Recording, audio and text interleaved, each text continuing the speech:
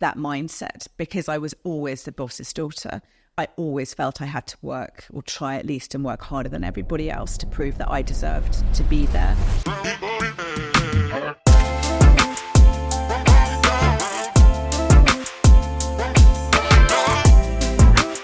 June calls me back sounding a little sheepish and goes, yeah, your father said no effing way. One of the most extraordinary days that I ever had in Formula One. So I got a call and I'm really getting suspicious, and then they sit me down and then they say, how do you feel about running a Formula One team? But yeah, Ferrari were livid that we obviously stole the sponsorship from them. And suddenly the cameraman just drops the camera on the floor and starts running. I heard this bang behind me. And yeah, they turned up with a smile on their face, and they fought in each of those sessions across the whole race weekends like they wanted, that they were going to win. Claire, how are you? I'm good. How are you doing? I'm very well. Firstly, thank you so much for coming on the show. I'm deeply excited about today because I'm a Formula One fan, but also a massive fan of you and the Williams team. So I'm excited to learn more and hopefully find some information that I didn't already know. I want to talk a lot about you today more than anything, and your journey in Formula One and your professional journey. But before we do that, I imagine that your early life was all kind of racetracks, Formula One, racing. But what was life for you actually growing up like? Firstly, thank you for having me. I'm really excited. I love doing a podcast. I don't do very many of them, and I know you love your Formula One. So I hope we have a really good chat. My childhood was actually a really normal childhood, and I think people get a bit disappointed when I don't turn around and I don't say, oh yeah, I went to every race when I was little and I was a kind of a jet set kid. But I think that's actually a really good thing. My parents were very I don't know, normal parents would be the word, because my dad was off motor racing all the time, not just for Grand Prix, but he was hardly ever at home. When he was at home, he went running. So it was kind of my mum and my older brother and I for a long time, and we just normal life, school, and we would get taken to Silverstone. So that was our big treat, and that was a big treat. My dad was not like in the business of take your kids to work. He was like, well, no one else has to, why do I? Yeah, you lot are staying at home.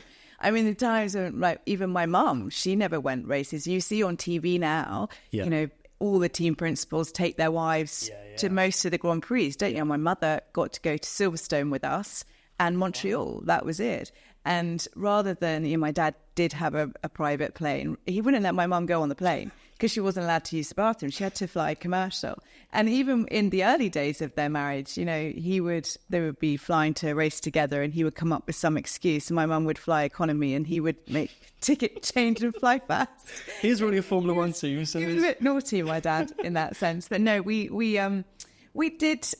knew what my dad did. Yeah. And, on the odd weekend, he used to take us to the factory, our headquarters, when my mum had had enough of the childcare and said, Frank, you've got to do some work here. And we would be taken to, our factory was in Didcot, and we used to hang out there sometimes on weekends. Oh my God, those were the happiest memories of my childhood, getting to go to Williams at the weekend, stealing stationery from the stationery cupboard and, annoying all the people that worked there. I loved it. It was wonderful. Was it more the people you loved to be around, just like that environment, or was it the cars and the motorsport side of it? Everything. Yeah. So I much preferred being at the factory. Right. And I loved the place, the environment. I don't know, I felt at our first factory in Didcot, I just loved it, the smells and the work and the people and the busyness that was going on. And then in our, the last place that we had in Wantage, the roundabout was actually outside the factory. It was named the Williams F1 roundabout. And when I got there, whether that be to arrive for work on a morning, or coming back from a meeting or from a race weekend or whatever, and I would see that roundabout and it was like, I'm home. Yeah. I very much felt that those factories were they were my home really at the end of the day. Yeah. But my going to the racetrack, it wasn't about, the glamour of being at a racetrack or I love being around the people and I love being around the cars. So my favorite time at a racetrack was always on a Saturday evening when there was nobody left in the garage, and I would literally just go and sit on the garage floor and go and sit next to the cars. And it sounds so lame, but I would have a little chat with them. They were really a part of me. Yeah. I went back to Miami this year for my first race back since leaving. Sorry, I'm veering all over. No, go ahead. But it was, I kind of held it together because I knew it would be quite emotional. When I walked into the garage and I saw what I call my cars, I lost it. It was like, no, and they're inanimate objects, aren't they? But to me, they are so much more. Yeah. That's amazing. Well, we're going to get onto a lot of that because I've got some questions for you. But going back to being younger, I mean, at the time, the team you were winning world championships. I mean, the first one was won when you were about 4 from you being alive. So like that environment of the family, because I know it's more than just Frank and your dad, but that environment where it's a championship winning team. When you're younger, did you realise that's what was happening? Or was it more like it's just... I don't want to use the word playground, but it felt like that. It was home. It was more comfortable. Did you know the level that they were performing at? No, not at all. I never knew. Certainly those early days. I remember I was, like you say, I was 4 when Dad won his first world championship, and he had a flurry of success in the early and mid 80s up until my dad's accident. Yeah. And no, I mean, I think I was too little. The only thing I think I did realise that maybe might be slightly different was I used to have to get the bus to school, and all the boys in the school wanted me to sit on the back seat with them because they wanted to talk about my dad's F1 team. I didn't really understand what was going on. They were a little older, but that was the kind of attention. Yeah. And I remember my dad took me to school once, to the bus stop, dropped me to the bus stop once that I remember. And that day was just the highlight of my entire kind of prep school career because my dad was dropping me off and I knew that everybody would be like, oh my God, that's Frank Williams. Wow. But I didn't really understand. I knew my dad was, there was something going on there, but I didn't understand. And there wasn't the access, I suppose. I didn't watch races. I was young. No young girl wants to sit for 2 hours on a Sunday afternoon and watch a Grand Prix, really. And there wasn't a social media. It was just a newspaper. Some days at school, when I was at boarding school, I would have to wait until the Monday morning when the newspapers came to the library that I would check where Williams finished in the race the Sunday before. And because you're not speaking to your parent, you don't know what's going on. You just don't know. Social media wasn't there. I wasn't allowed to watch a Grand Prix at school on a Sunday afternoon, so I never really would know. It was only when I suppose we used to go to Silverstone that I understood quite the enormity of my dad and what he'd achieved in my teenage years, in the days of Mansell in the 90s. And, we'd go to Silverstone, we'd drive in, and my dad's car would literally be mobbed by people. And I would go, geez, Louise, what is going on here? And then, they all wanted to see my dad. And my dad was, an incredible, he was an icon of Formula One and people adored him. And that was when I got the sense that, okay, my dad's kind of a big deal here. Yeah. Because I know there was an idea that particularly from your dad, he didn't necessarily want you to be within the family business as such. Do you remember a time when you were younger where you really wanted to be in it yourself? Was it always an aspiration to be part of the team? Never. And I think just because... I think we all thought my dad was kind of bulletproof and he'd be around forever. And my family was not, it wasn't seen, Williams was not seen as a family business. Right. One of us, my parents never sat there and said one of us would take over. I've got an older and a younger brother. They never said, one day you'll take over your dad's team and blah, blah, blah. That just never happened for us. So I never had any, grand plans or dreams that I would one day take over my dad's Formula One team. My parents brought us up to make our own path in life. And that for me was absolutely what I had visions of doing. And I went to an all-girls Catholic boarding school in the 80s and early 90s. Girls like me, we were not brought up to think about careers, certainly not careers, running a Formula One team in a very male-dominated industry. Yeah. My career just did end up taking that path. But my dad absolutely was, he was always the last one to ever offer me a job. And quite right. And, my plan was to go and forge my own career. Yeah. Well, actually, my plan really, I just wanted to be a wife and a really good mum. Fair enough. I'm sure you are that today. I know that obviously your dad, Frank, was doing a lot of work with the team and long nights and lots of energy going into that. But before you went to boarding school, you were spending obviously a lot of time with your mum. Now, there's lots of stories about your mum and her amazing attitude towards Formula One. I think she's known as one of the most influential women behind the scenes of Formula One. Tell me what she was like and kind of how she was for you growing up and what she taught you. My mum she was formidable, tenacious.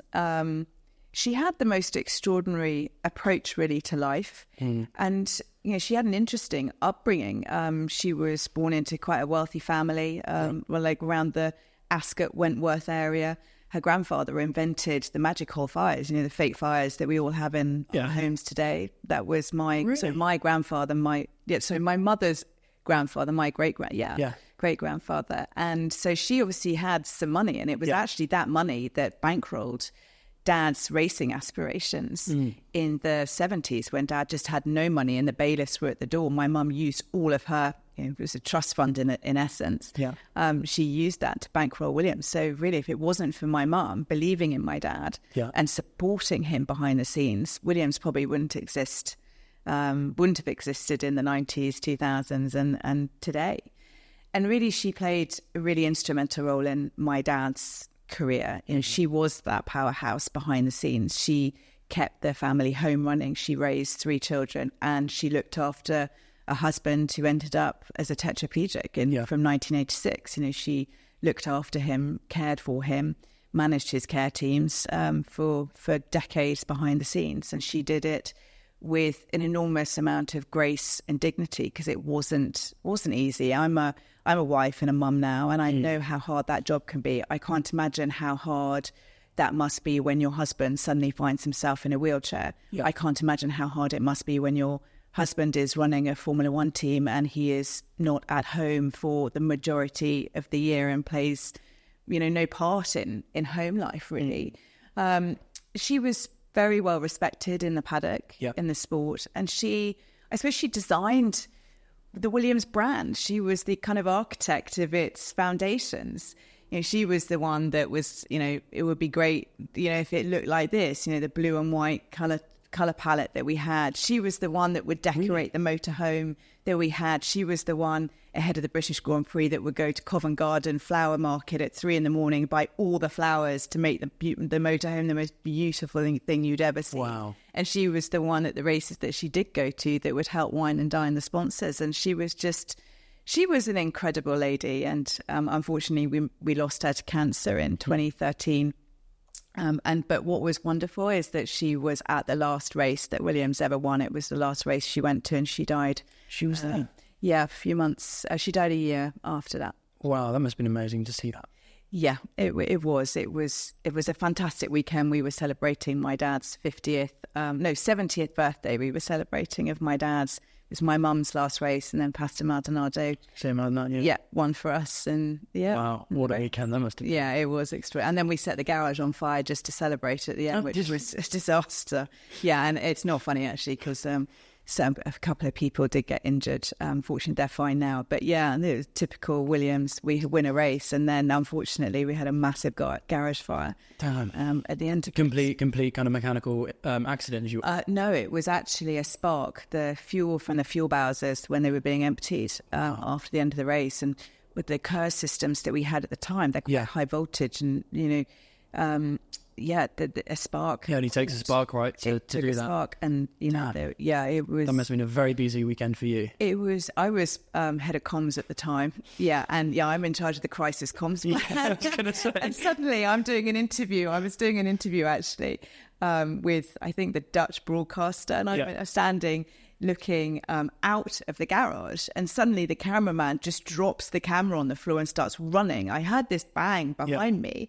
I'm like, well, that's rude. I'm in the middle of my interview. And then everyone suddenly starts screaming and panic, like descends. And I'm like, what on earth is going on? And then I see fire literally coming behind me.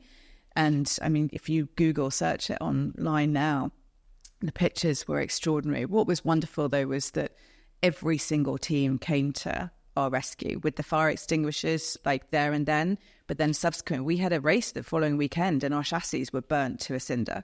We had nothing to race with. Really that big of a fire? It was. Yes, it was extraordinary. Damn. I stayed for, I think, 2 days afterwards with our technical director to manage the crisis plan. Yeah. And to work with the police. It was huge. Because fire is the one thing that no one wants anywhere near Formula One. It's just the absolute enemy. Yeah. What about your brothers? You mentioned them very, very briefly, going back to kind of growing up, family life. You mentioned your mum, but your brothers, what was your relationship with them like? So I have an older brother, Jonathan, who loves Formula One, and has always been besotted with Williams from a really young age and is an encyclopedia. Like, his knowledge of the sport is incredible. If you said to Jonathan, who came sixth in the Dutch Grand Prix in 1970, whatever race that we raced in Holland, he would be able to tell you not only who came sixth, but the whole top 10, what the temperature of the Grand Prix was that weekend, and probably all the incidents that happened in the race. His knowledge of Formula One and his passion for Williams is incredible. He ran all of the heritage department of Williams, so he was responsible for all of the old Williams racing cars, and you can imagine the collection that we had. I mean, every year in the early days, Williams were producing 6 chassis a year, so you can imagine how many cars there were in that collection, and Jonathan was responsible for all of those, and then responsible for taking them out and running them and showcasing them at various events around the world. And then Jamie, my younger brother, hasn't a whole lot of interest in Williams. Probably my parents were incredibly grateful that not all 3 of their children wanted to be a part of the team. No, he loves his music and has his own record label and does very well with that. But no, he definitely was, I suppose, not on the sidelines, but he didn't get involved in the team. So it wasn't a constant, like, everyone wanted to always be a part of every single Formula One situation. It was a little bit more. No, and I think because as well, we had been brought up as a kind of family or bunch of kids, seen and not heard. You know, when you go to a race, it was, you are seen and not heard. You know, this is your dad's workplace and you will be put to work. I mean, when I was taken to races, I was given jobs. You know, I was the chief washer-upper. I was chief making sandwiches for the mechanics for their lunch, or, you know, I would just make myself useful over a weekend. Yeah, exactly. And I did the same throughout my, you know, I can remember being, 6 years old, sat on secretary's laps at Williams, typing address envelope labels, and doing the mail franking. It was I always just wanted to go and do something to work at Williams. I've been part of it in my teens. I worked in the travel office. I used to bother Donna and Dickie. Dickie was our race team manager. Donna Robertson was our race team secretary, and I used to go in every holidays, and I wasn't paid. I used to go in and I used to help book flights and hire cars and all that. I think I probably actually ended up causing them to work because I was useless, I think, at doing stuff like that. It's enormously complicated, the logistics of a Formula One team, and trying to get, at that time we were testing between every Grand Prix as well. So you would be managing about 150 people, travel schedules week in, week out, and getting them around the world, and getting them hire cars and hotel rooms and all of this kind of stuff. It's crazy. It's a crazy world. Crazy. Yeah. So what made you head off to university in some ways? And the slightly loaded question, because at that time, were you not wanting to dive straight into the motorsport world? I'm kind of surprised in a way that you wanted to go to university based on everything you just said. I don't think it was really a choice. It was just it was the done thing. I can say that at the time. As I mentioned, I went to an all-girls Catholic boarding school, and the pathway was university after A-levels. So I did my A-levels, I applied to university, I got into Newcastle, and I went and did politics.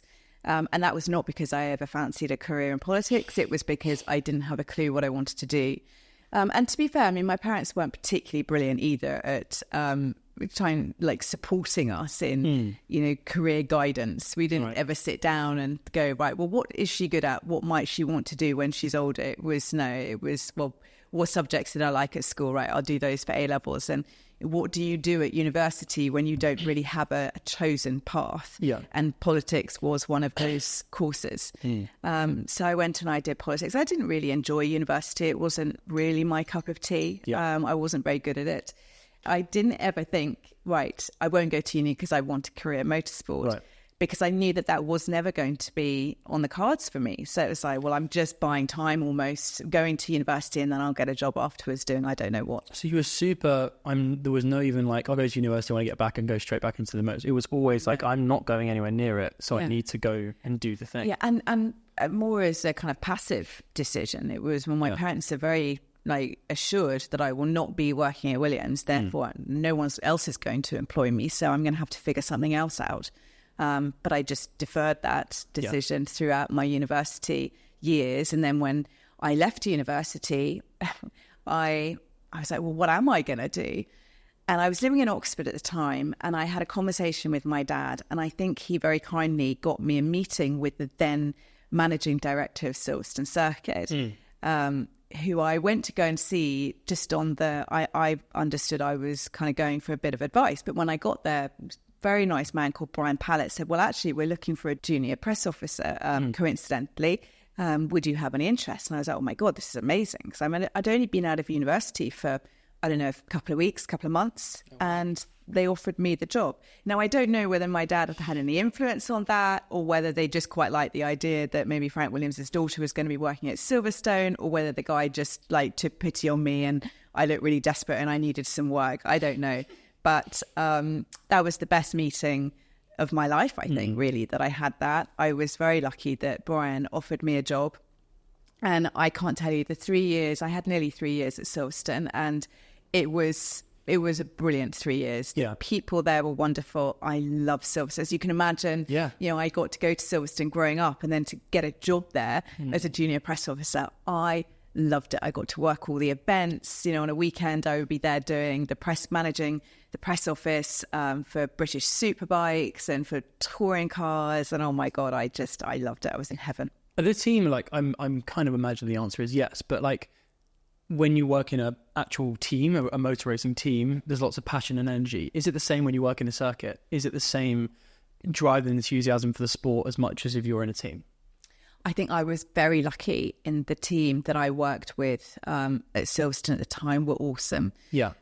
I still keep in touch with so many of them today. Our offices were in a porter cabin. Silverstone had no money at the time, and I go to Silverstone now and I am blown away by the investment that track has had. It's crazy. Extraordinary, and it is wonderful. Yeah. But when I worked at Silverstone had no money. And I was part of the sport division, which obviously ran all of the events that we had, the racing events. But our offices were in a porter cabin, and the 12 of us, or however many were, we had desks lined up opposite each other down the cabin. And mine was right at the very far end because I was the most junior kind of dog's body in the department. But those people were just awesome, and they all loved what they did.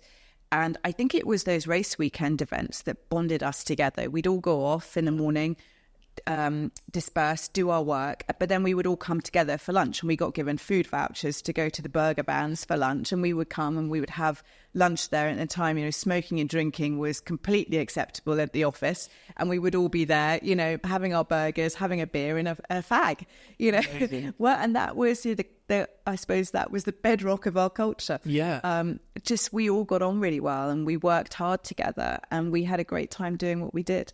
Because at the time, when you say kind of Silverstone had no money, what was happening on a yearly basis? Silverstone obviously had a Grand Prix, but outside of that, was it a busy circuit when you were there? So was there lots going on? It was a job that kept you very busy. It did, yes. So there was a full race calendar over the course of the year that started in probably around March and ended in late October, I think it was.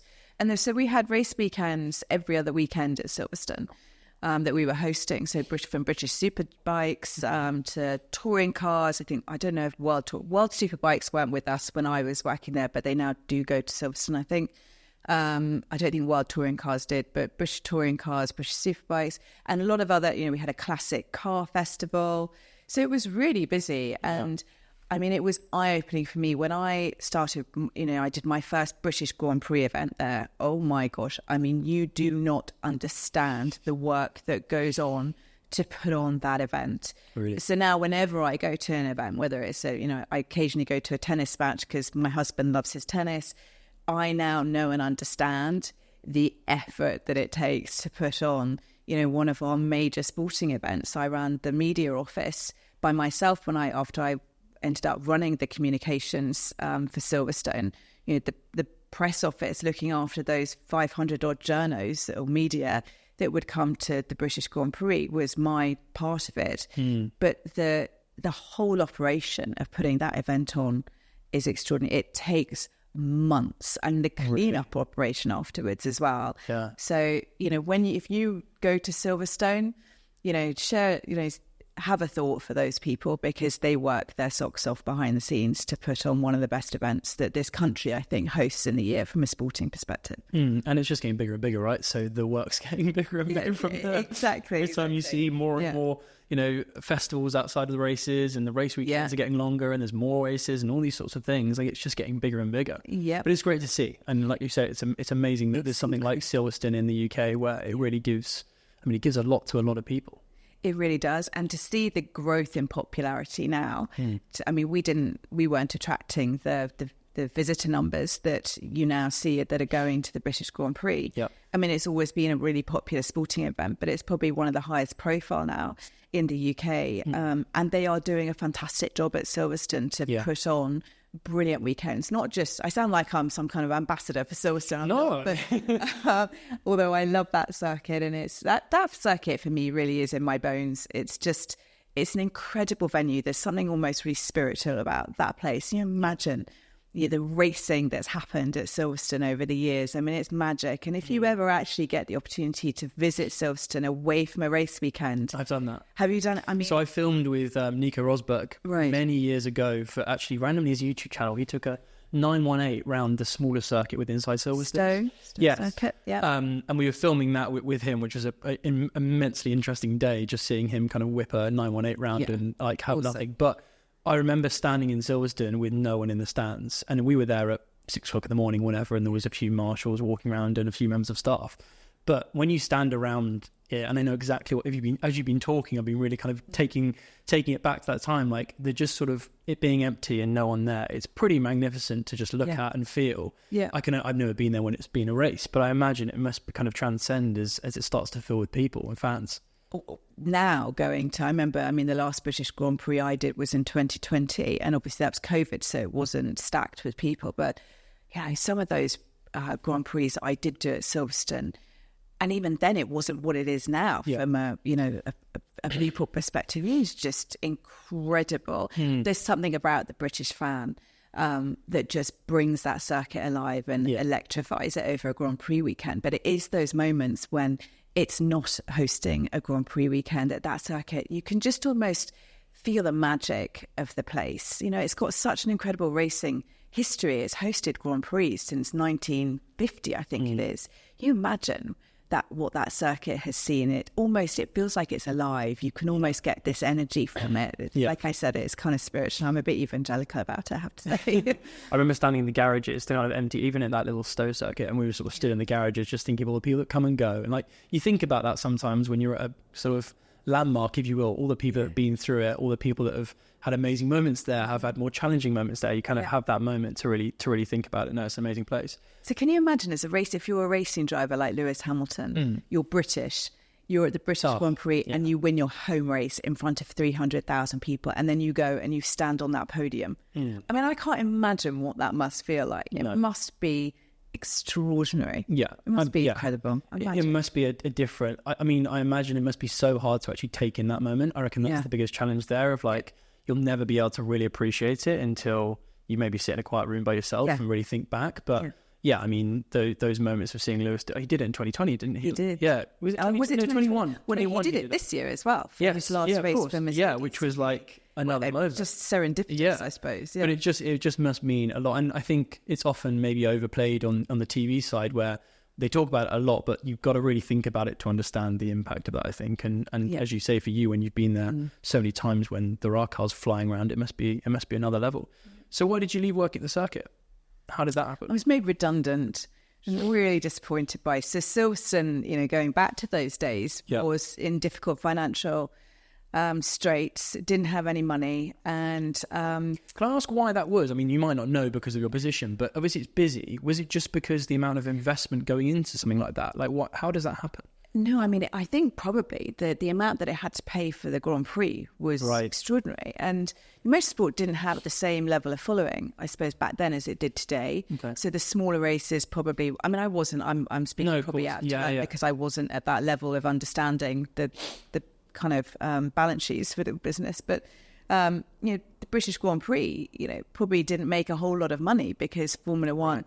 we had to pay Formula One so much money to host that race. So the footfall for the Grand Prix wasn't as high as it is now. So I think it was just, it's just hard. It's just hard. Yeah. And kind of, it's the wrong way around, if you will. Like the Grand Prix was still amazing at that time. Yeah. But circuits weren't really benefiting they weren't benefiting from it I see what you're saying. at all. And so I think I survived 3 or 4 rounds of redundancy as new owners came in and took over. So Brands Hatch bought the circuit at one point, and then Octagon bought it. And when Octagon bought it, I was let go, unfortunately. And I was really devastated. I'd been there for nearly 3 years. And as I said, I loved it. And I was kind of distraught. It was like, what am I going to do now? This felt like my home. It felt like I'd found a great job that I loved doing. So I was a bit miserable. But I'm not very good at just sitting around on the sofa waiting for something to come along. So I took myself to Williams like I normally did and said, can I just come and work in the travel office while I find something else? Oh, right. I didn't want to just be sat at home twiddling my thumbs. Yeah. So I went and annoyed Dickie and Donna again. I booked some flights, probably made, as I said, more of a nuisance of myself than anything else. But at the time, when one day was booking some flights, and Jim Wright, who was our head of marketing at the time, phoned me, and I was like expecting him to say, can you book me a flight somewhere? He didn't. He said, my press officer has just walked out. Right. How do you feel about coming upstairs? Marketing was upstairs. I was on the first floor, coming upstairs and being a press officer. And I was like, well, I don't think you've asked my dad, have you? Had he? And he said, no. And I said, well, there is no way he is going to say yes to this. And Jim said, oh, don't worry, leave it with me. I'll call you back. 2 minutes later, Jim calls me back, sounding a little sheepish, and goes, yeah, your father said no effing way. Really? Yeah, excuse my French. Wow. Dad was not amused. And Jim said, but don't worry. I said, Jim, I told you so. Dad doesn't want me working here. That's okay. What did that actually feel like for you? Like at that time, where obviously you're at an age where you can understand that, like from seeing your dad and seeing the way he interacts with people and trying to understand him from what I've seen, watched and read and listened to. For you, that must have felt a bit weird in terms of that he didn't really want you there. I know it's jokey and jovial, but how did it actually feel for you? Did you feel like you're saying there was never a chance to get in there and like it was a bit jokey and all that kind of stuff? But if that was me, I would feel pretty down about that in some way. I don't know, like I didn't. Interesting. Which might be weird. And I say that now. I mean, this was 20 odd years ago. It's quite a long time. Yeah. I don't necessarily remember my actual emotions, but I don't think it bothered me because I'd been so, like, not trained, but, I understood that, that wasn't... You had a deeper understanding of the thought process. Yeah, it wasn't an option. And I did not want to put my dad in that situation. My dad was... Jonathan, my older brother, was already working there. And I didn't want, my dad to feel uncomfortable around nepotism. It's not right. He had at the time 350, 400 people working for him. And so he's just going to give jobs to all his kids. These people are serious people that are given jobs based on merit and who they are and a thought. People line up to get jobs in Formula One. And so what if dad's going to give his daughter a job after giving his son a job? That doesn't reflect well on him. Leaders, when they do that kind of thing, they can lose respect. People don't like it. It causes a bit of upset. And, I understood that. I understood that from my dad. And I didn't, as I said, I didn't want to put him in that position. And I was, I'd be all right. I would go and find something else. Something would come up. I was scouring PR Week magazine. I don't even know if that still exists, but, that's... I was looking at FMCG jobs. That probably does acronym, probably doesn't even exist either. It does, no, does it? Okay. So, I thought I will find something and I'm just here as a stopgap. But Jim said that phone, he said, don't worry, I'm going to try. Let's give this a try. Let's see if we can put some pressure and lobby your dad for a bit. And I said, all right, good luck with that. I'll keep booking my flights.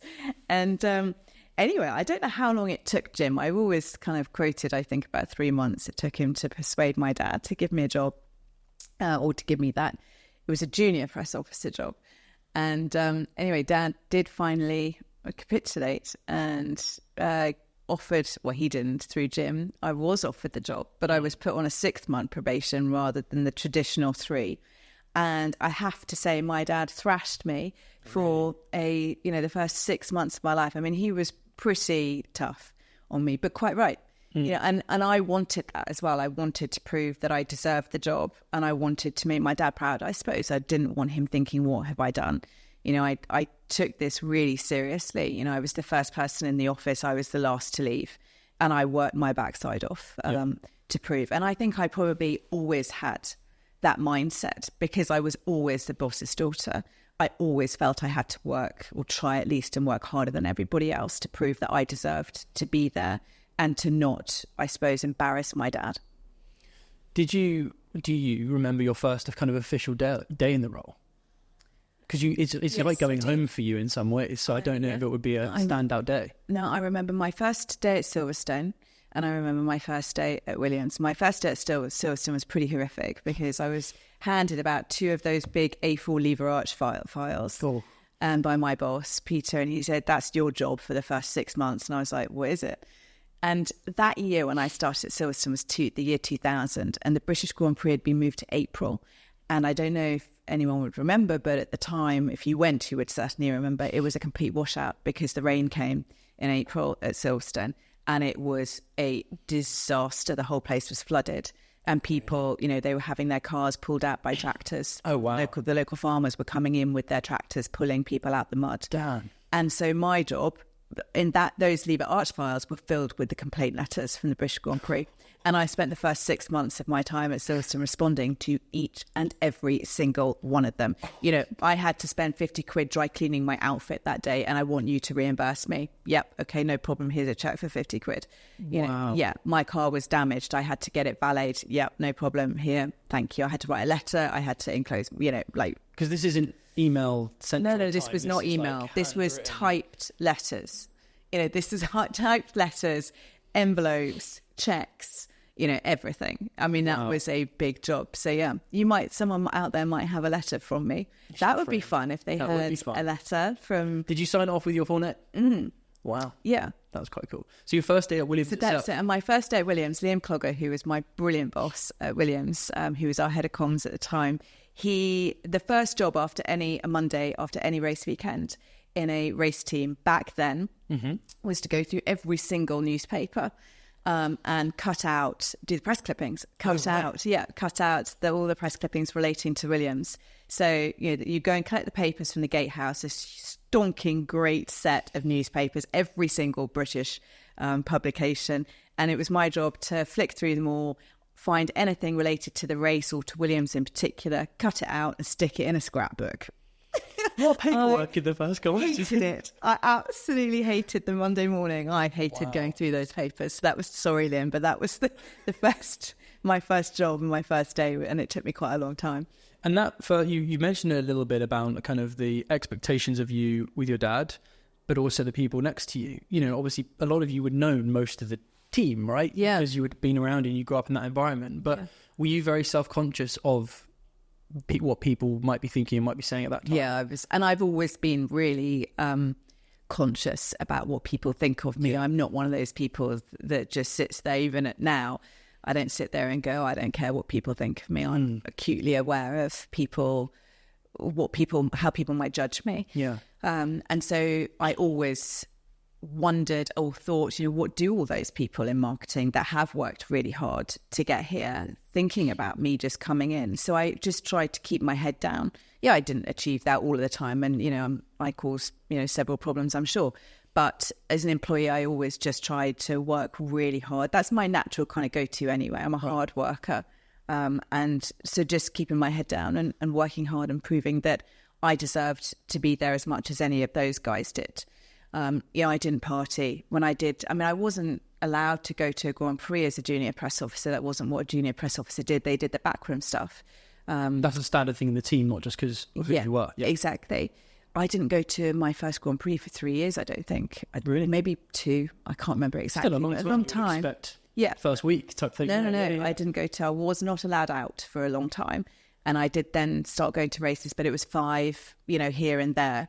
And normally, you know, the busy ones to help out, but none of the jewel in the crown races. I didn't go to the Monaco Grand Prix until I was about 30 years old.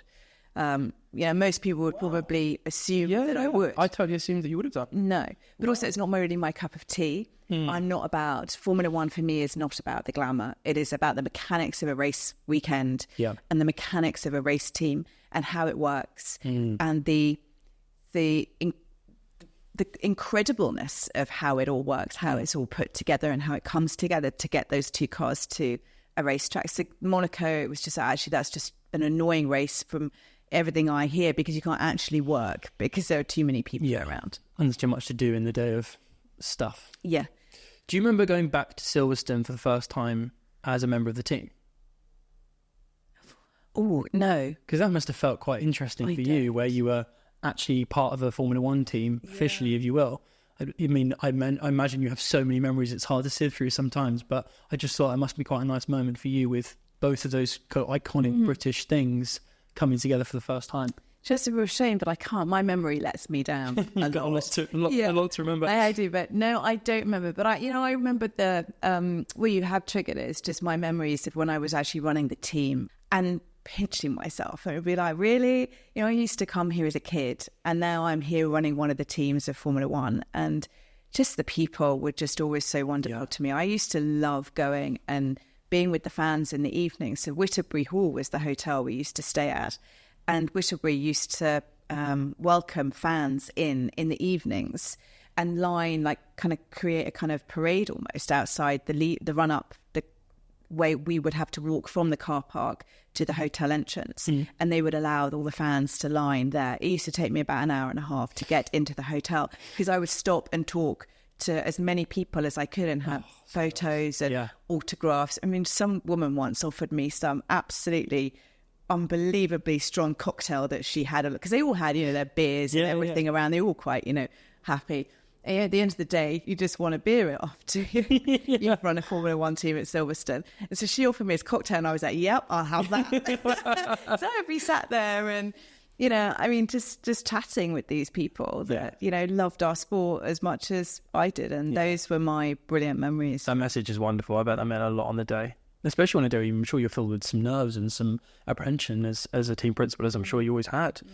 You spent 10 years in the kind of PR and comms part of Williams, right?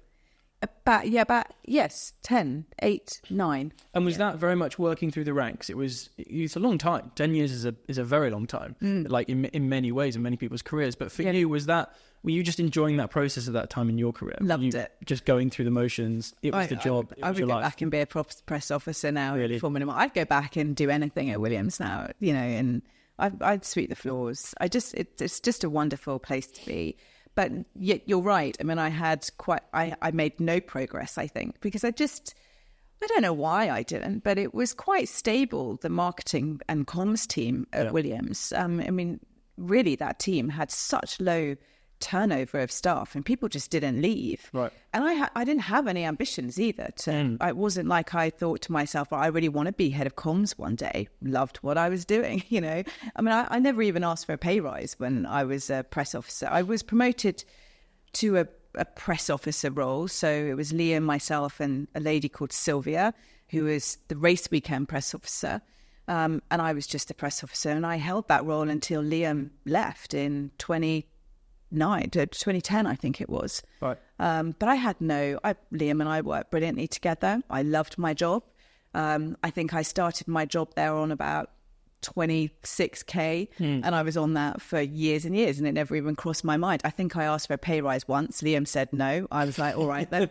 I just got on with it, Yeah. I don't know whether it makes me sound really unambitious, but I just loved what I was doing. And it was only whenever people came to me asking me to step up into bigger roles that I ended up with the promotions. I never actively went and sought them. Yeah, it's obviously, like I say, 10 years is a long time, but I think sometimes that's what we all need in a bit of a career, is just enjoying it, as opposed to always trying to go to the next thing. Even for you, where people would have assumed, you were trying to work your way up to where you eventually got to. Sometimes you just need that time to spend it and enjoy being young, enjoy life, enjoy being in a team. And if you're in a team with, low staff turnover, maybe that's the right place to be at the time. Yeah. It was also, I think, as well, Formula One is one of those industries that no 2 days are the same. Yeah. And I think that's what keeps it fresh, where you don't feel that you have to, or you want to go out and find something else. Yeah. I think there was there was one time where I thought, I need to leave. I'm going to go off and do something else. I've got to go and just get out of Williams, really. Interesting. When was that? I think it was like 2007, 2008. I thought I'd quite like to go and be a press officer in football. That sounds like quite a good gig. And so I kind of kept my eye out for press officer roles in football. And one came up at the Wolverhampton Wanderers. And I was like, that's for me. Not really doing the homework and understanding that Wolverhampton was 2 hours from Oxford, 2 hours from everyone I knew, my family, the whole thing. I was like, maybe I should do this. And my mum was quite supportive. She said, yeah, maybe it's time for you to leave, go and do something else. So I knew nothing about football. I did so much research. You actually went? Homework. Oh my God, I had an interview. Really? Yes. I went up there, I stayed over the night before because it was such a long journey up, and I had an interview the first thing the next day. I've never known more about football in my life and this team. And I had my interview and I thought it went quite well, but I never got the job. Is it funny how if you got that job, what would have happened? Yeah. So I think about that quite a lot. I mean, I could be living in Wolverhampton now. I mean, who knows? I could be married to a football player. Who knows? It's unlikely. And I love my husband, P.S. And I wouldn't change that for the world.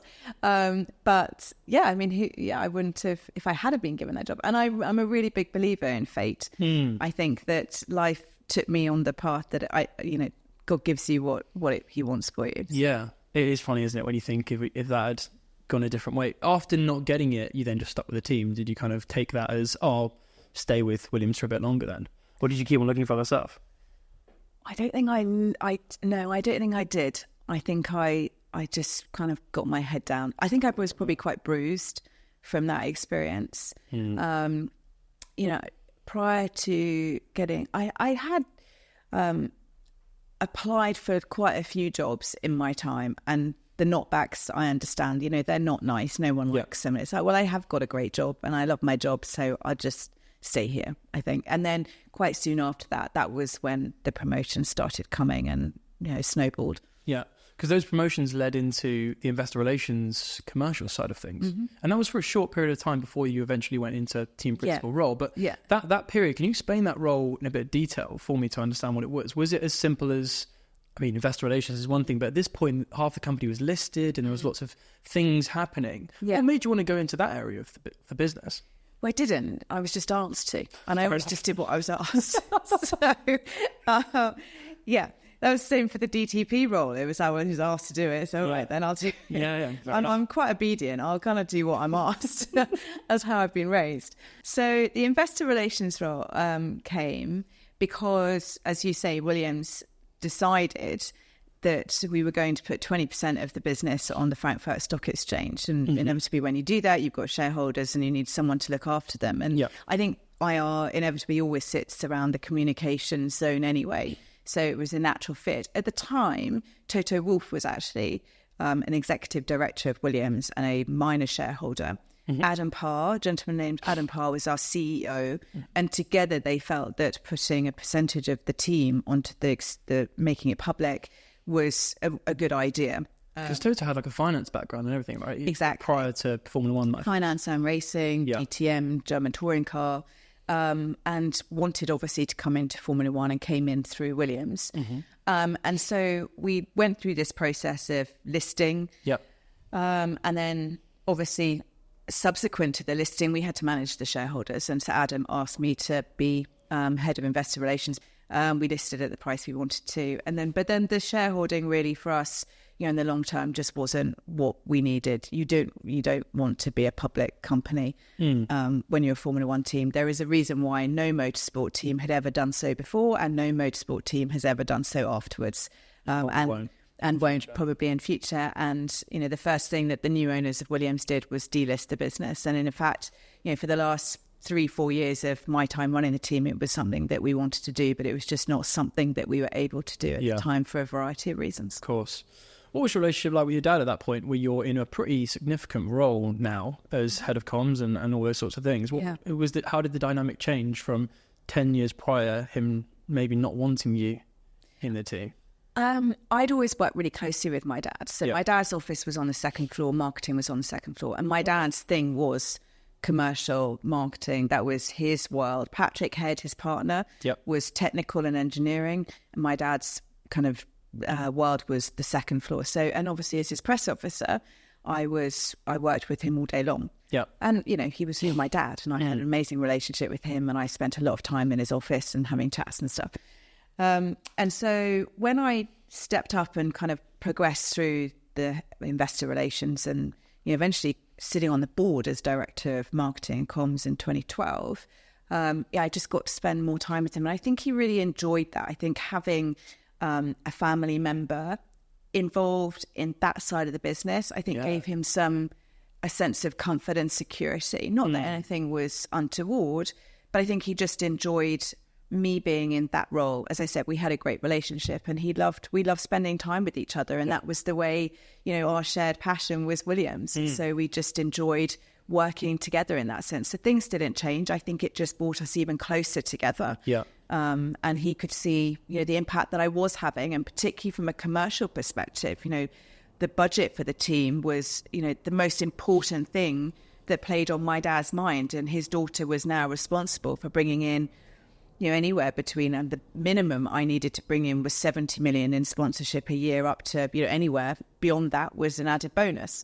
So him seeing that I could fulfill that function for him, I think gave him confidence in my abilities and trust in my abilities.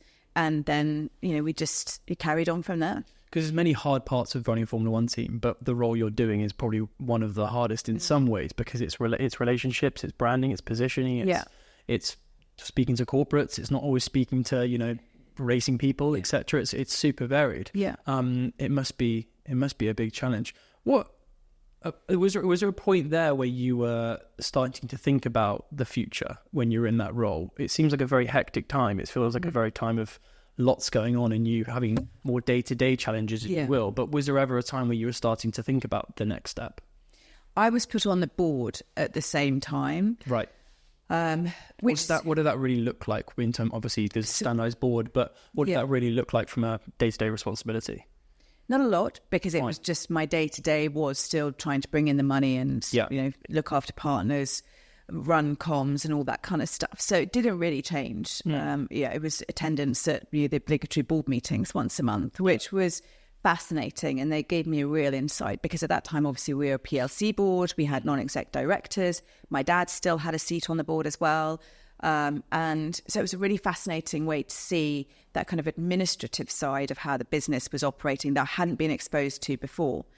But on a day-to-day, I was still doing, you know, the work that I needed to do. And that was really focused on bringing the money in for the team. A lot of my time was spent managing that. And I didn't really think about what are the next step here? What's happening? You know, one of the reasons why I was put on the board is because I was going to become the family representative. Oh, right. So my dad was naturally stepping away. And that step away happened during 2012. After maybe 6 months of me being on the board. After that, my father no longer attended board meetings. I think there was a kind of transition period. And then he stepped away, and then I became that family representative. And then over the winter of 2012, the DTP role started to be discussed. Got you. When that role discussion first came up, were you all for it, or were you a little bit apprehensive? Oh my God, I thought everyone was nuts. It's like, what? Are you joking? Who actually asked you, if you can tell me that? How does that come about? Because I imagine it's not the same phone call about trying to get the marketing, the press officer job of just a phone call. No. How does it happen? So this is one of the most extraordinary days that I ever had in Formula One. So I got a call, December 2012, you know, things are slightly quieter, end of the season, and I was due to move house. So I had taken a couple of days off towards Christmas, December 22nd, due to move house, get a phone call from Toto the night before saying, Claire, Bernie Eccleston wants to see us at his offices in London.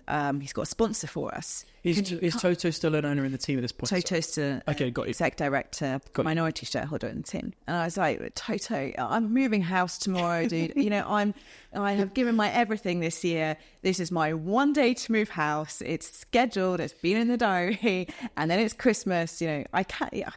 And I was like, yeah, but it's Bernie. Of course I've got to go. It's Yeah. a sponsor for Williams, potentially. Of course I'm going. So my then boyfriend, I had to say, well, you're moving house and I'll see you in the evening.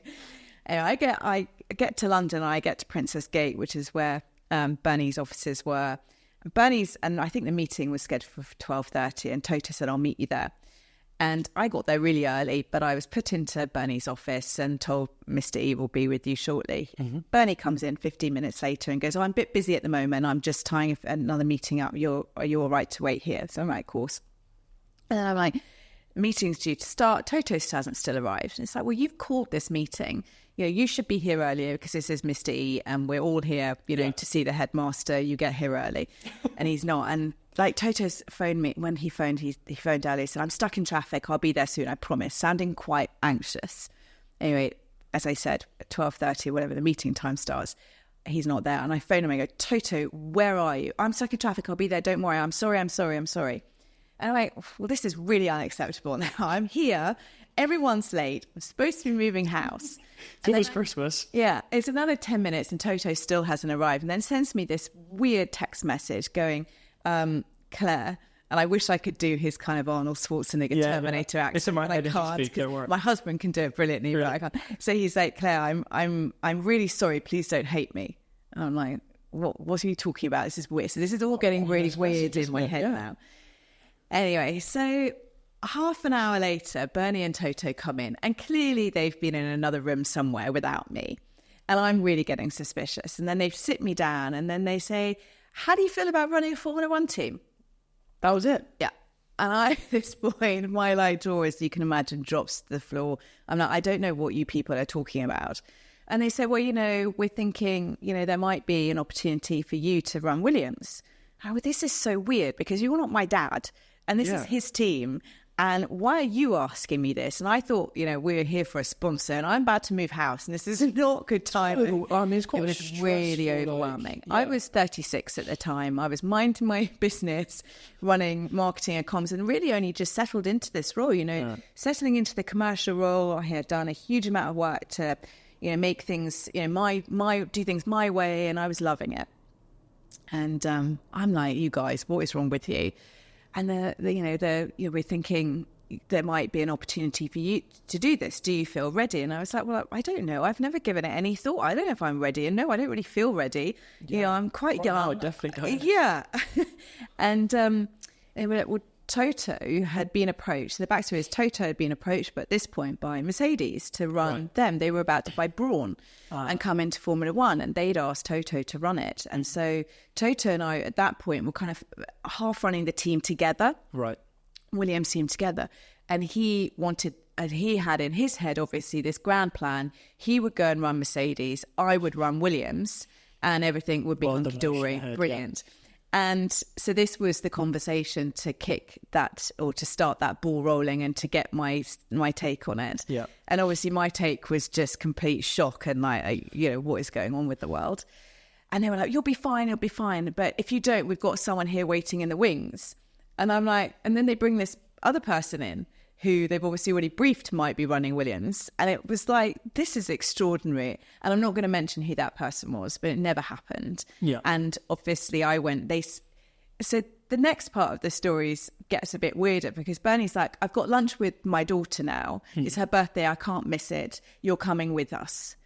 And Toto and I were like, really? I don't think your daughter's going to want us gate crashing her birthday lunch. Stressed out now, Williams, about the future. I'm really stressed out. And all Bernie is saying to me at this time, he's like putting his hand over mine going, Claire, everything will be all right. I will always look after you. Everything will be fine. It will be fine. So we go to lunch and I get home and I'm like, my brain is like scrambled egg at this point. And I'm like, did that really just happen? And so to cut a long story short, as I just explained, Toto needed to move. And Toto's kind of sense was, I will only leave if you agree to take over Williams, and then I'll know it's in safe hands. So he had to move, a part of his thing, he had to leave Williams' ownership, so it's more ownership to do the Mercedes thing. Okay. Exactly. So obviously over the winter, I had conversations with my mother and plans were put in place for me to take over the team at the start of the next season. What did your mum say to you? My mum said, I think it's a wonderful idea, darling, but I know what it takes to run a Formula One team and what the sacrifices are. Are you sure you want to make those sacrifices? Because arguably, your mum probably has a better knowledge of it sometimes than your dad might, because she sees it from the outside. She sees the things that when you're in something you don't see in yourself, and those variables. So it must have been quite a daunting thing for her to think, now my daughter's going to do what I saw my husband do for so long. I cannot imagine what my mother must have thought about. And my mum was very sick at this time. Right. So she died a few months later. So you can imagine she was very poorly. But I can't, so she knew she was terminal, and she knew in her brain that her daughter was going to take over her husband's Formula One team. Wow. But she would never see it, which must have been quite strange. But she gave me her blessing, and she said, if you want to do it, you have my full support. But she would have absolutely known what the future was going. Well, actually, she probably didn't know what the future was going to hold in store, because it probably couldn't have been as bad as she would have ever predicted it got in the end. So at what point did you decide to actually do the role? What point did Toto or Bernie kind of convince you to actually go ahead? So I think it was probably early January. So the wheels were kind of put in motion. What kind of stage was the team at this point in its kind of history in terms of performance on the grid at this kind of the time you took over? There was the team at generally as a team? Was not doing well. We'd finished the constructors 9th, 8th and 9th the previous 3 years. And that was one of the reasons why I wanted to do the job, because I'd been kind of stood on the sidelines watching some other people, do it. And I felt that there were things that I could do differently to impact change, or to affect change. So that was one of the reasons I felt that I could transform things. Yeah. And I always said to myself, but if things start going wrong, that's it. I'll step away. So the team had not had a good few years. And 2013, my first year, I took over in March. And so I gave myself a 9-month runway to make some serious changes to go into 2014 in much better shape. And at this point as well, we were on the brink of new regs for 2014. So the sport was completely changing. So we had a really great opportunity. So 2013, I really used as a building year, a learning year, running the team as DTP, but also we had an engine decision to make. We were having new engine regulations. We were going into the hybrid year of Formula One. We had Renault engines at the time. Yep. And nobody knew which manufacturer was going to produce the best engines. So it was a real gamble. And I spent months deliberating on this decision. And it was almost bet on red, you're going to do well. Was it really like that? Kind of. Really? A little bit. There's always a little bit like that, though. Yeah. But there was quite a lot more into it. Sure. But we made the decision to go with Mercedes. And obviously Mercedes came out in 2014 with the best engine. And the rest is history. We changed we bought in it. We had Valtteri Bottas at the time in the lineup, but we bought Felipe Massa in, who had had a brilliant run of success at Ferrari. So he came in to partner Valtteri for 2014. And then we made quite some considerable changes within the infrastructure and personnel of our technical department and technical leadership. So we brought Pat Simmons in as our technical director, who was brilliant. And then final kind of piece, I suppose, of that year was to bring in a title sponsor, which we hadn't had because the Venezuelan oil company we had exited because just didn't work for what you wanted. Yeah. Thank you. And so that package, I suppose, that we then went into 2014 with was really us saying to the world, this is a whole new Williams. This is a new beginning for us. These wonderful Martini livery was our shop window, and the kind of backroom operating element was not completely wholesale changed, but, was hopefully going to set us forward onto a new path. And 2014 turned into the best year Williams had had for a long time. We came third in the Constructors' Championship. We beat Ferrari, which was brilliant. Yeah. And I mean, it was a wonderful year of just going to the podium race after race to the point where I was like, oh God, do I have to walk down to the podium again? Yeah, I mean, how that terrible, isn't it? I mean, it's just awful. I mean, I wish that my career had been in reverse. Because obviously I had the last 3 years were terrible. The first 5 were great. Yeah.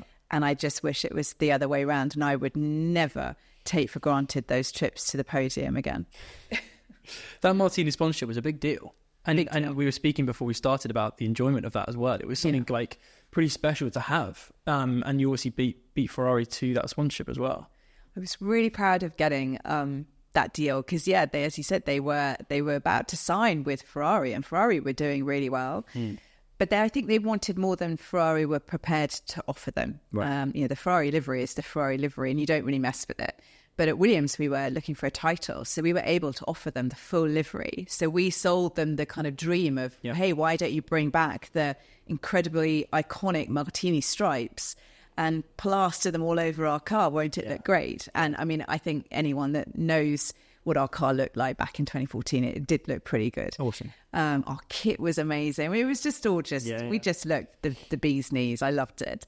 But Ferrari were livid that we obviously stole the sponsorship from them, and I think wrote them a note, the decision maker, whoever it was at Ferrari at the time, saying we'll see you in our rearview mirrors this year. Now you're sponsoring Williams.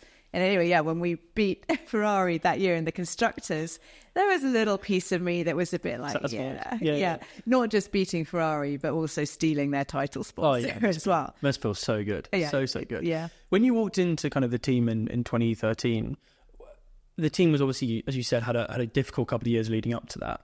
As a leader, how do you, as an individual, motivate a team like that when it's been so tough, particularly in Formula One? Because, as a business owner myself, you have hard times, you kind of got to motivate them, and I motivate, 20-ish people. But for you, it's a big motivational piece, right? And you've obviously come in fresh energy, you've got the family connection, it means so much to you. But how do you as a leader, or how did you approach trying to change the attitude to a historic business? Mm-hmm.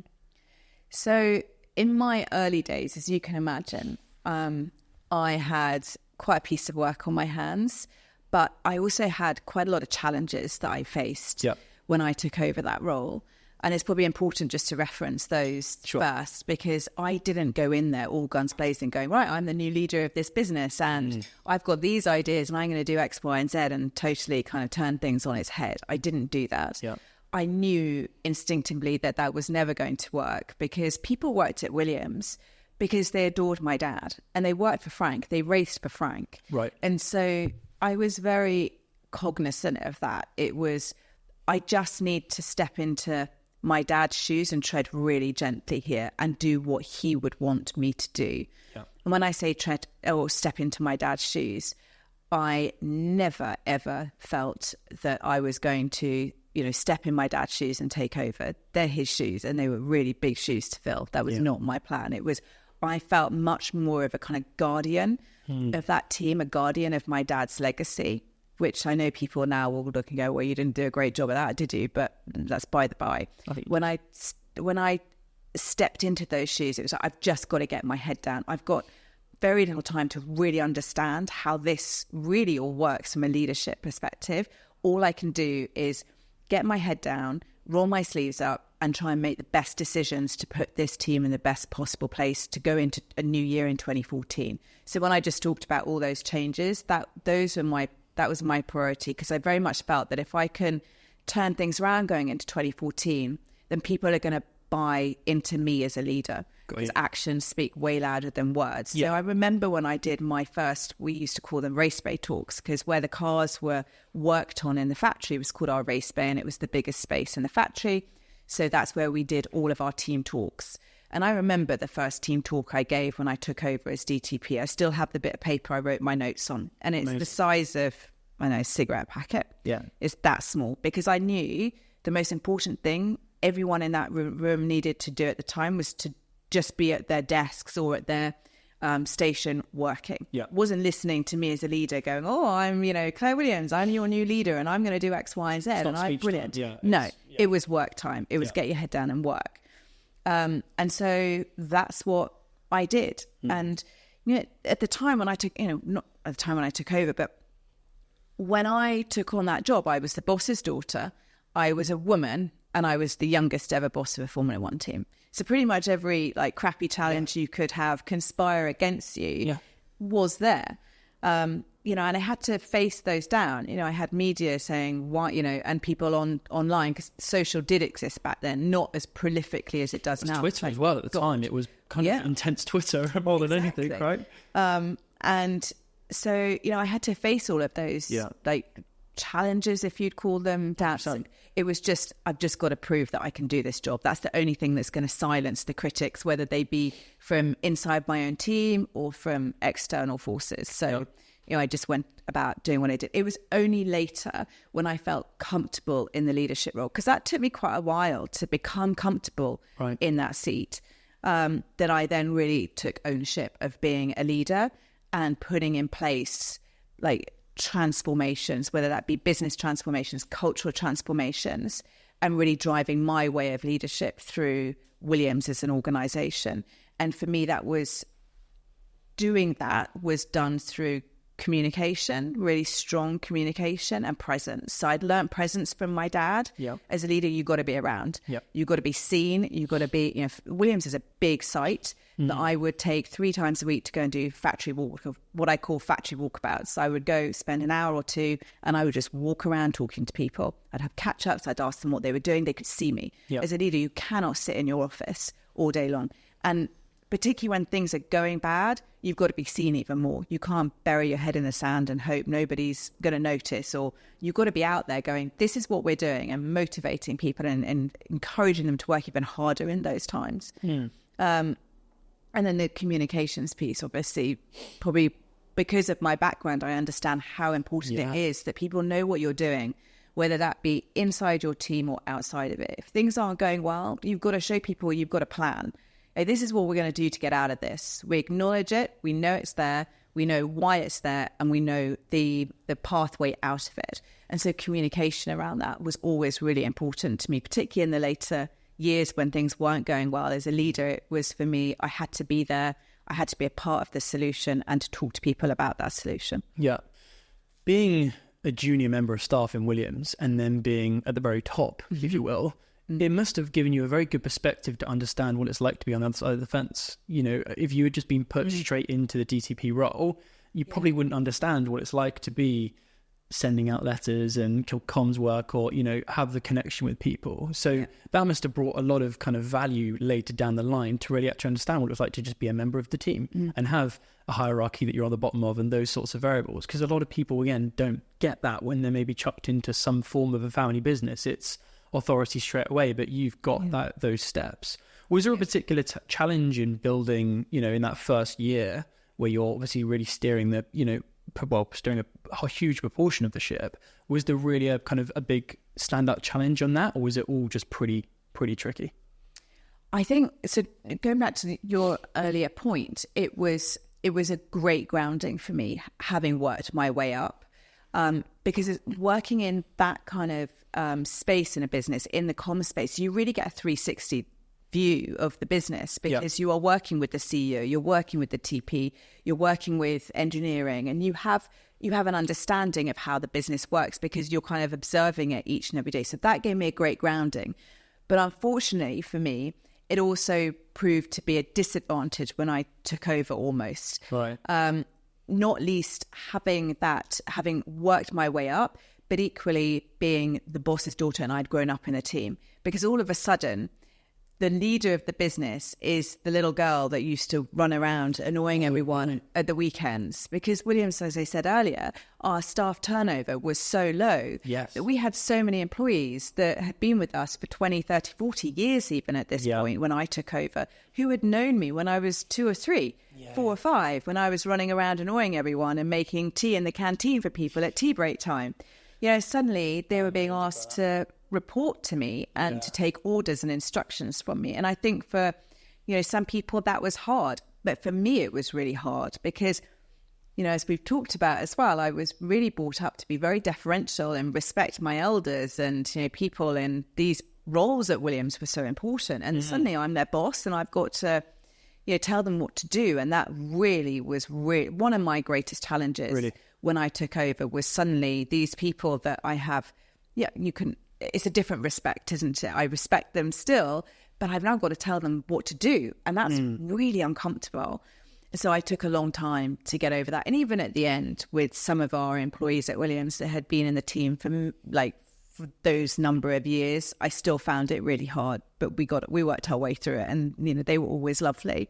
So there were positives, but there were negatives as well of having that background and that experience. And then, not least the people that I had worked with in marketing as well through my way up. Some of them were still there. Yeah. And, most of them had left, the ones that knew me as a junior, fortunately, probably for them, because otherwise I would be their boss and then they were the ones that had previously bossed me around.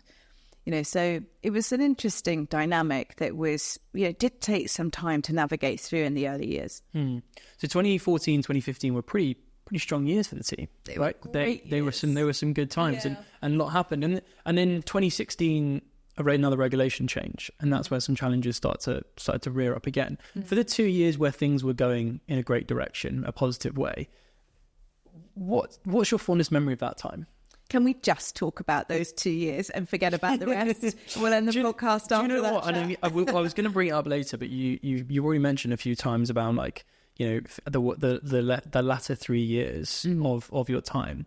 But on a personal level, speaking to you today already and being a fan of the sport, I can only imagine how hard it was to do what you did. And I generally have so much admiration for even where Williams got to, and we'll come on to the selling and all these other variables, but it's incredibly hard. And I don't think there was many people in the sport, let alone on the planet, that could have done what you did in the different environments that you have and the different factors and variabilities and all these things.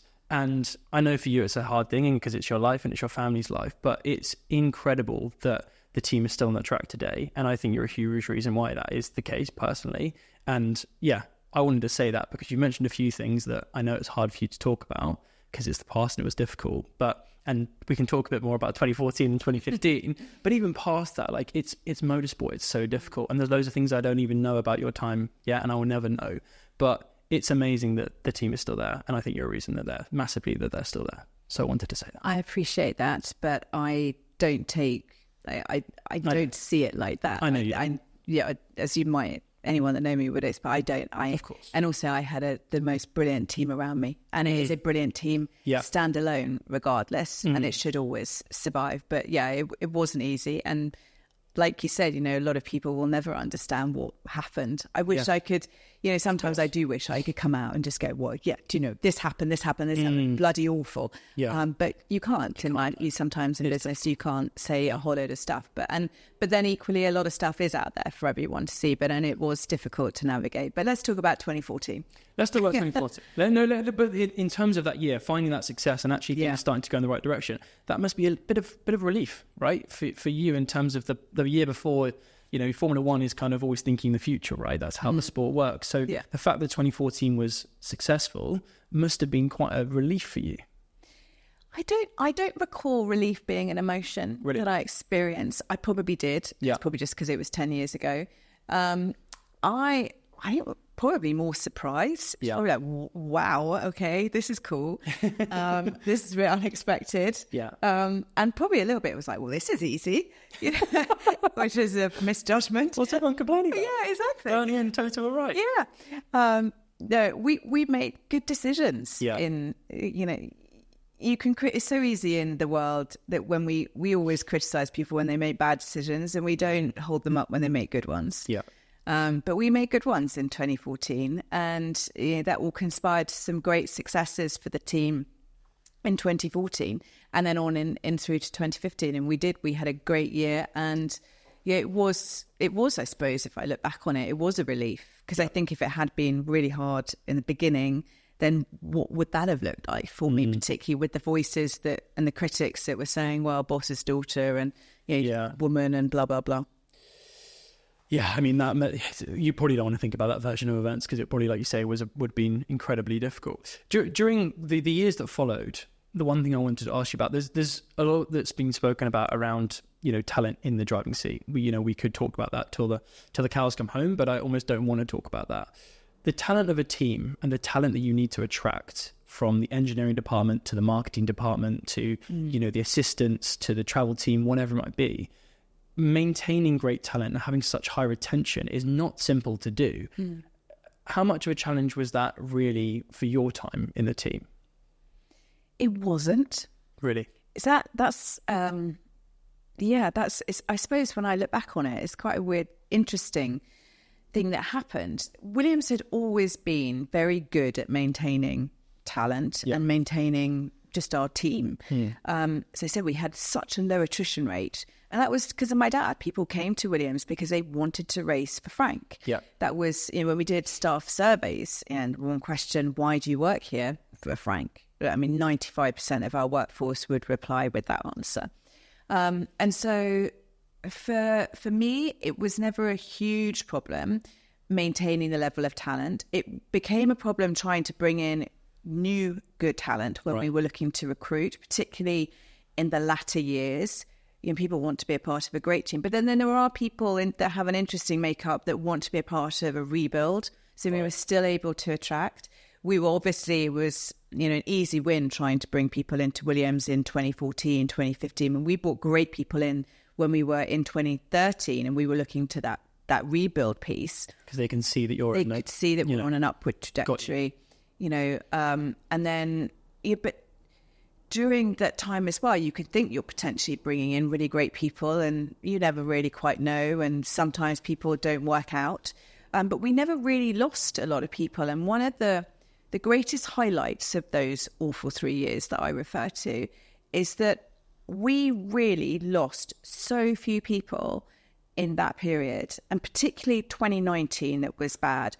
Oh, we didn't lose one person from our race team. Really? From our race team, these people that we are asking, not a single person. Are there maybe one or two? But we didn't have a mass exodus. I personally would have thought it'd be 20%, 30%. No, nowhere near. So I thought we'd have the same. I was like, my God, how are we going to keep people? And these are really good people we've got, and yet we didn't lose them. And I think that says quite a lot because those people, particularly on the race team, you are asking them to travel. At that time, we were doing 20 races. We were asking them to go to 20 races, knowing that they were going to qualify last and finish last. Yet they were still going to have to put in the effort to go to those qualifying and race sessions. And yeah, they turned up. They turned up with a smile on their face, and they fought in each of those sessions across the whole race weekends like they wanted that they were going to win. That's very mentally challenging to do, isn't it? Extraordinary. Yeah. And it was those guys and girls that they were the ones that inspired me and kept me going through the last couple of years of my time, because it was extraordinary to watch their motivation. It was inspiring to watch their motivation. And they never gave up on us. They never gave up on Williams. And that was just, it was a great thing. Yeah. So kind of leading up to that, I guess, the team needed to be sold, or you were looking to sell it. That kind of period of time, you were obviously looking for the right buyer, right? That was a big part. I remember you saying that quite a few times from the kind of TV and media stuff. Yeah. That process must have been a very difficult 6 months, of course. But what were you looking for in the right buyer when you said that? Good, you just triggered a memory. I remember when I used to go to the press conferences, and for those awful press conferences, the team was to go. And for some when reason, you're sat on the stages. Yeah. For some reason, there was always the question, in like 2018, I think, I was always asked, are you selling the team? Are you selling the team? There were always rumours circulating. And at that point, there was no way that it would have entered my head. No, I used to came from really angry about it. Really? The for sale, I think my stock answer whenever do you see a for sale sign outside our motorhome? Because it just used to really tick me off. It was like, come on, can we stop asking this question? This team is not for sale and it never will be. But then obviously we did have to put it up for sale in 2020. So you just reminded me of that. It must be frustrating, because that was obviously a time where you're struggling with some day-to-day stuff. The team's trying to keep going forward and keep moving upwards. And it's amazing how little comments like that can just trigger, because why wouldn't you? So you're going through some really hard stuff. Exactly. Just because you're going through hard stuff, it doesn't mean you're going to put the for sale sign outside. I mean, there was a team recently with all the rumours around that in Formula One where, they were struggling, and it's the first thing that kind of comes up. It's just that thing, isn't it? Which is odd, because Formula One people, anyone in a team, anyone running a team, they don't have the mentality of, oh, well, it's a bit hard now, we'll give up. The mentality doesn't even enter a Formula One person's head. Yeah. So for a journalist to think, oh, well, times are hard, they're going to sell, it's quite weird. Do you think it was, though, because you weren't backed by a manufacturer? Yeah. And is that the reason why you think that kind of was more rearing its head? I think so. And the sport was really changing. Right. We were going through this massive regulation overhaul as well. And, the budgets were just crazy at the time. I mean, just to give some perspective, from 2018 onwards, teams at the upper end of the grid were spending close to $500 million to go racing a year. $500 million. And there was no cap. There was no control on what teams were allowed to spend. The more money they had, the more money they were putting in. And so the teams that didn't have that, the support of a car manufacturer or a major drinks brand, the independent teams in Formula One like mine and my family's that relied on prize fund money and sponsorship alone, we all know back in 2015, 16, brands were not falling over themselves to sponsor, certainly not sponsor Formula One teams, unlike they are today. Yeah, we were scrabbling, trying to secure 60 million in sponsorship, and prize fund money, was not at the level. It's gone up a bit now, courtesy of the new regulations. But when you are trying to compete against teams that can spend twice as much as you, how on earth are you able to compete? It was nigh on impossibility. Yes, I will hold my hands up. We had other issues that we weren't doing things right. Sure. But the external factors were really causing us major headaches that were almost, they were not creating a playing field that was level from the off. Any sport should always have a playing field for its competitors that is level at the outset. When it's not, like it wasn't in Formula One at the time, how then can teams like Williams compete? How can they compete? How can they thrive? They are looking at survival at that point. And that's what we were facing down a barrel of a gun going into 2020. We had a number of factors just all came and conspired against us. So we had our title sponsor that didn't pay their bill. And when you've got a gap that, you can imagine how much money a title sponsor pays when it is that big a percentage of your budget and you're going into the following racing year without it, what do you do? So fortunately, we were able to plug that gap. But then COVID came and we didn't go racing. And when you don't go racing, you don't get paid. And so that was, we up until that point managed to keep the lights on for a really long time in what were very difficult circumstances. And then it was game over. It was the final nail in the coffin, unfortunately, COVID. I never would have thought that would have been the demise of the Williams family in Formula One, but it was. It was a difficult time. I think when you kind of first announced it, especially in a lot of interviews, you were definitely leaning on it being your decision in terms of you made that leading decision to make that move. Did that take you quite a long time to obviously make it, but then actually fully press the button? I imagine it's not as simple as like walking into your senior team and saying, right, this is what we're doing. It's quite a process that happens behind the scenes and very emotional as well. So for you, was there a moment where you kind of knew, right, we're gonna have to look for someone's purchased the team? That period of time, do you remember that, or it must be a bit of a blur? So it was really hard at the time because that was COVID. COVID had literally just hit in March 2020 and what? We were in Australia. We'd gone to the Grand Prix, of course, and that was the most extraordinary race weekend because we'd made it to Australia as a team. We'd heard about COVID, and going, I think probably for the week or so ahead, it was like, should we really be going? This is all getting really close now. But obviously Formula One made the decision that the race was going to go ahead. We all flew to Australia. And then I got in on Thursday morning, went to the circuit. It was everyone wasn't really doing very much, keeping themselves to themselves, having these powwows in their motorhomes. And then I went out for dinner with my husband that night, and we got back and I was like, oh, thank God, I can go to bed now, get ready for practice the next day. I was really boring when I liked early nights. And I got a phone call, probably just as I turned out the light, saying we're having a team principals meeting downstairs in wherever it was, the hotel we were staying in half an hour. I mean, I'm in my pajamas, taking my makeup off. This is why it's so hard being a woman in business, because all the other team principals, if they had been in bed, just chuck on a pair of jeans and go downstairs. I'm there and I'm like, really? Do I want the world to see this? So anyway, went downstairs and we're, all the TPs are there with F1, with and saying, are we racing? Are we not racing? And there was a big hoo-ha.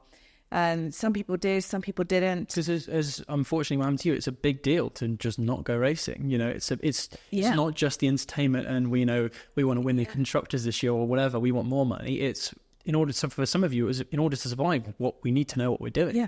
Exactly. And so for me, I'm sat there And I've kind of got people, the camp that want to go home shouting at me, the camp that want to stay shouting at me, and the arguments, for the camp that wants to stay, well, what would your father do? He's a racer. We'd go racing under any circumstances. That's what you should do. And there's half of me that's, we're racers. We go racing. Yeah. And then there's the other half that's, I've got, 150 people here that I've got to keep safe. And that's, my priority as well. I want to get them home before they close borders. So what do I do? But then I've got the money issue. If we don't go racing, if I pull my team and yet there's still a race on Sunday, I'm losing $20 million. And I've just lost more than $20 million in sponsorship. It's an impossible decision. It is so impossible. Yeah. But anyway, we all agreed, let's do practice in the morning. Let's see what tomorrow brings, because it was so fast moving at this pace. Anyway, so I go back to bed. And at 4 a.m, my phone rings going, when we've decided we're not racing.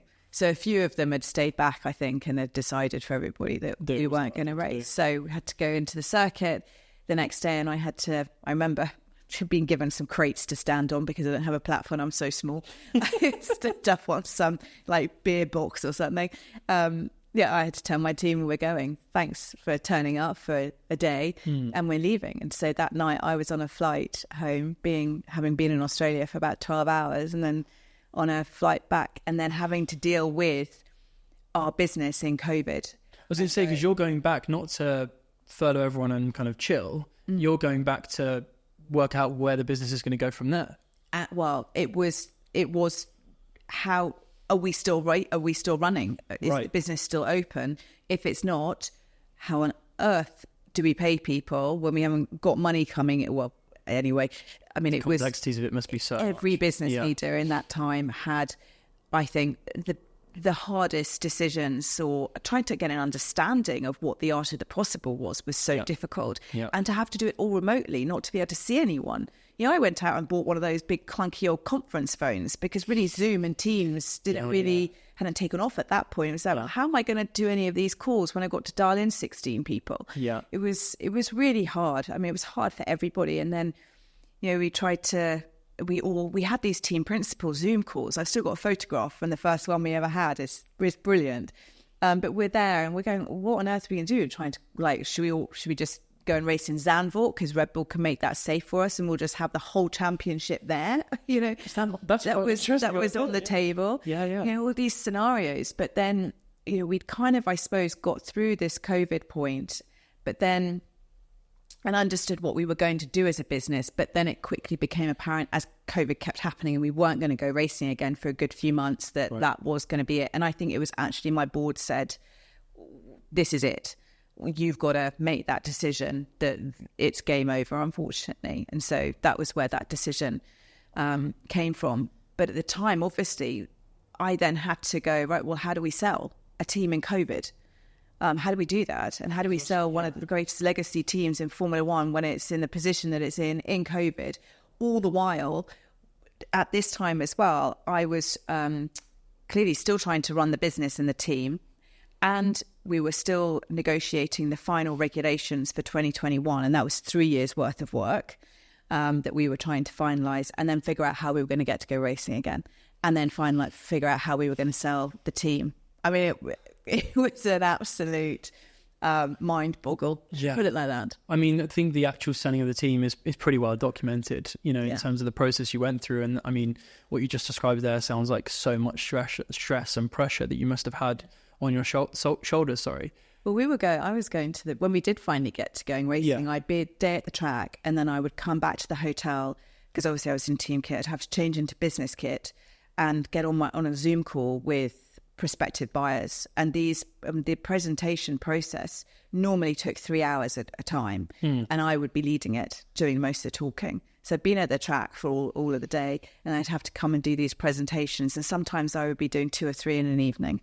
And then have to go back to the track the next day. Yeah. And then I'd be sitting there having to sell my team, like, please buy my team. And then in my heart going, why am I doing this? This is absolutely was there a lot of that hideous. Yeah, it was awful. Yeah. Yeah, because I didn't want to sell.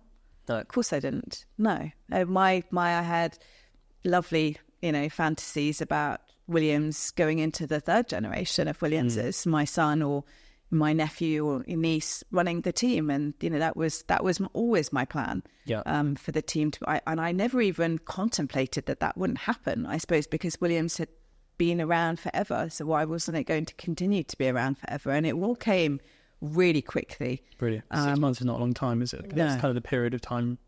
Exactly. I thought kind of when I'd secured the money to replace the Rocket money, the title sponsor that we lost, I thought that was kind of it. We were okay. We were going to be okay. Because my dad had always been okay. He'd always taught me, someone will come. My mum was the one that panicked over the winter about, we got the budget to go racing, Frank, and be panicked that we wouldn't. And my dad would always be just like, something will come along, Virginia, don't you worry about it. So I'd inherited that. I had CFOs that would be panicked. My CEO would be like, oh my God, this is a disaster. What we're going to do in November every year. Something will come along, and it always did. And so something did come along. We were very lucky that someone kind of came and bailed us out at the start of that year, and then COVID did hit, and that killed us. Was there a possibility where you could have stayed involved in the team at all? Yeah, they the new owners did kind of throw that around. Yeah, quite quietly. I didn't know whether they were convinced by that when they said it, whether they were just saying it to be nice, I don't know. But I was quite clear that was not the path that I wanted to go down. I was very resolute about that. When I look back now, I think, oh gosh, was that the right decision? It would be quite fun to run the team with someone else's money. Why did I have to worry about it? What one idiot. Why didn't I accept that? What I think if I'm honest, what I was most concerned about was that they would fire me after 6 months, and I wanted to go out on my own terms. Fair enough. Monza 2020. Do you remember the day? Yep. Fond memories? Sad, super, super sad memories? When I left? Yeah. I will never forget that day. Yeah. And actually now when I go out and do my speaking engagements, I have a little video that's made up of all those clips from that day. So I actually get to relive that most brilliant day of my history every time I do a speaking thing. I do remember it. I genuinely thought that I would go out with, a few people coming to say goodbye and do a couple of interviews. Yeah. What happened was ridiculous. Almost. I watched the F1 TV video of your day. Right. It was back to back to back to back to back all day, like it was non-stop. There was team pictures. There was multiple. It was crazy. Yeah, it was. Yeah. It was incredible. Not what I was expecting at all. And I mean, just it was lovely. I was very brave, and I didn't cry. Yeah. Until I went to the grid. I remember it was so busy in the day, and the team were lovely, and they did a whole thing on the rooftop for me, and it was wonderful. And my big thing though was I'm not going to cry. Yeah, I am not going to cry. And then I got to the grid, and I'd never really liked going to the grid. It was like, I don't really have a job here, and I'm just mooching around. But I went, and you have to stand as your team around your car when they do the thank you, the national anthem. So I was stood, and I was at the back, and all my team were just in front of me around our cars, and our cars were obviously next to each other at the back of the grid, of course they were. And I just looked ahead, and fortunately we were wearing masks at the time, and I just lost it. I could not stop the tears. I still get very emotional now thinking about it. I couldn't stop the tears. And then I obviously had to, because I had to go to the pit wall, and then I came off, and then that was all fine. Came back to the hotel, and we were having a party that night. The team were throwing me a party in the motorhome. We could party at Williams, so we wanted to. And bless him, Danny was our motorhome manager, who was just the most wonderful man. Put on the best party that you will ever get, and we had a ball. But we were supposed to wrap up at 2 because bless them, the motorhome crew had to get it was a back to back. They were going on next weekend to wherever they were going to. I don't even know, because I obviously wasn't a part of it. So they were like, Claire, we've got to cut off at like 2 in order to get things turned around to go to the next race. It's like, no problem. 2 came around. I'm not leaving. Open more champagne. And we were like, and my big thing was always bottle of champagne, stand on the bar and our motorhome and spray it. And I loved doing that anyway. I think that we did that multiple times, and the new owners, bless them, we inherited a motorhome that absolutely reeked of champagne because I basically destroyed it. But I remember I left my mark, but I refused. I was a mess, obviously, and I couldn't stop crying. That was when Danny said at 4 a.m, you've got to go now. I mean, I was in a puddle on my office floor. It was like leaving home. It was like being told you were never going to see your home or family ever again. And I was not in good shape. Probably quite embarrassing. I mean, I'm not surprised at all. Yeah. So what does it take to run a Formula One team, to be in Formula One? What does it really take from you? You've told some amazing stories in the last, I don't know how long, but as a person, you've gone through so many different things of resilience and super crazy hard work and doing the boring tasks and all those variables. But for you, for anyone that's trying to go into Formula One or in Formula One now, what does it really take from you as a person? A Formula One is brutal. Anyone thinks that it's glamorous and, you travel the world and you get to stay in nice hotels. I mean, yes, you do. You get to stay in nice hotels and you get to travel the world. And that was one of my greatest privileges. I got to see places that I would never see if I hadn't worked in Formula One. But it's brutal. I think this Piranha Club perspective isn't quite right about Formula One. I never really experienced that. It's filled with very ambitious people. There's a lot of egos, and people want to win. And when you want to win, you do everything to achieve that. But I always saw a very kind of gentlemanly is the wrong word because there are women in the sport, whatever the equivalent is to cover both. But there's a code almost the way you behave to each other. But it's still fierce and relentless and brutal, and it takes an awful lot. I mean, when I left, I had a lot going on because of my dad, and he got sick and I was looking after him when I left. I mean, I'm 4 years now, and I think I'm only just started to get back to normal. Really? After having worked in sport for nearly 20. Yeah. It takes so much out of you. Yeah. Just the flying around the world is relentless on your body. And, you are working. If you want to succeed in Formula One, I think if you want to succeed in any business, as you'll know, you have to work. You have to work 7 days a week. I had occasional days off where I forced myself not to work so that I could work better the next day because you've got to take a break. But I mean, it is 24/7 in Formula One, and it's every day of the year. I don't think I had a holiday that wasn't ruined by some drama that was going on. I mean, I think it just happened because that's the way the world works. But on the flip side, all of that is counterbalanced by how incredible this sport is. And I say that from a people perspective. Formula One is just, the people in it are incredible. They're so inspiring. The sport itself is so inspiring to me anyway. As you can tell, I'm clearly hugely passionate about Formula One. It's a magical place to work, but not least it's a privilege to work in this sport. You learn so much. No one day is the same. You are surrounded by greatness. I got to walk past Lewis Hamilton in the paddock every race weekend. My drivers were awesome. My mechanics were awesome.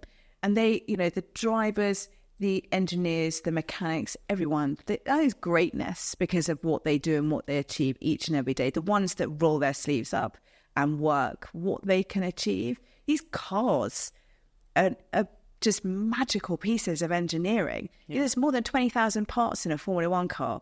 And only one person knows how they're all put together, the chief mechanic.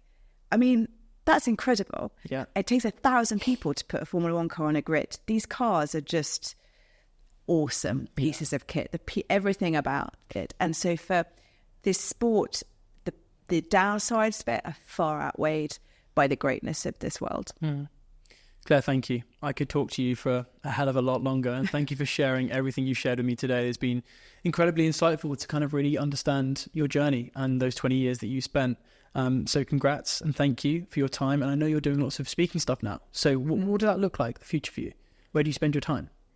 So I kind of pick and choose. I'm really lucky in that, I can still earn a living off talking about Formula One. But one of the greatest things for me is, and the greatest parts of what I do now is I get to do these public speaking things. So like companies book me to go and talk, but it means I get to go and talk about Formula One. And, you love Formula One, I love Formula One, and it's a great thing to talk about. And the fact that I still get to talk about Williams and my dad's legacy, it keeps it alive. Yeah. And that was part of our family for so long. And the fact that I can keep it alive and part of my life still is a dream for me. Totally. So a big part of what I do is I go and do that, but I'm an ambassador for Fortescue, which is our advanced engineering company, Williams Advanced Engineering Company that I ran when I was at the team, has now gone on to do great things and is now owned by one of the biggest iron ore mining companies in the world. And they're looking to drive to